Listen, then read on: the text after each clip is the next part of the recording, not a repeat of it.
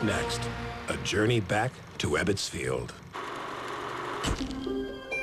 Once upon a time in Brooklyn, there existed a love affair between a borough and a ball club. The romance blossomed at a place called Ebbets Field.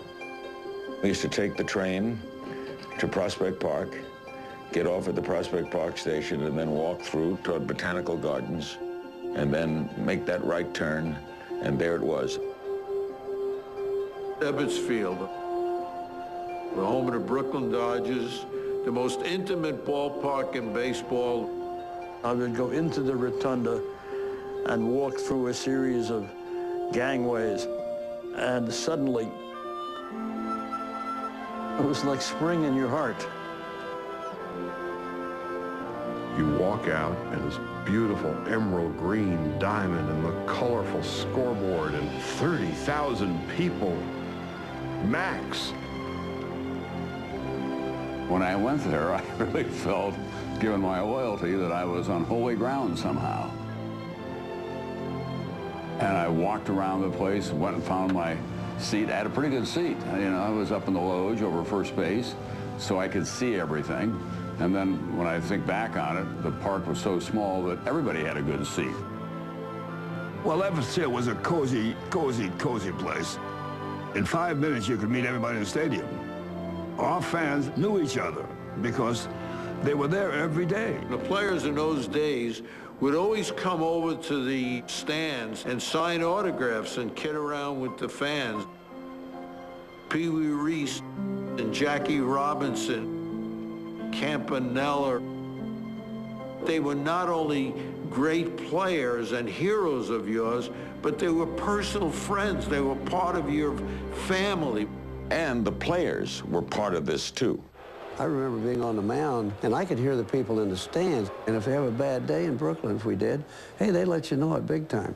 But when you had the good days, listen, nobody could support you stronger than a good Brooklyn Dodger fan. I think the real fan was a Dodger fan. You had less of an elite element and more of a kind of a rowdy, noisy neighborhood crowd. You had all these great characters. It was kind of a fun carnival atmosphere. You had the Happy Felton's Knot Hole Gang, and they'd always bring some kids to Ebbets Field who were allowed to come for free. They were called the Knot Hole Gang because in the old days of baseball, people would actually, you know, make little holes in the wooden fence so they could watch the ball game through the peephole. The only thing more colorful than the Brooklyn fans was the advertising that covered the outfield walls. Well, the signs in Ebbets Field were really remarkable. There was a sign in right field that said, "Lanolize your shoes with Esquire boot polish." And there was a song, "Lanolize your shoes with Esquire boot polish, and you will look handsome all day." Boom, boom, boom. Old Gold cigarettes. And, of course, Schaefer beer atop the scoreboard. Botany wrinkle-proof ties. I'm 80 years old. I have never encountered a wrinkle-proof tie. Gem single-edge blades. And the most famous of signs was one of the smallest under the scoreboard. Hit sign, win a suit. Abe Stark Clothier's Pitkin Avenue. And all the time I covered the Dodgers. I watched the Dodgers as a kid. Nobody could hit the sign. You could not hit that sign on a fly.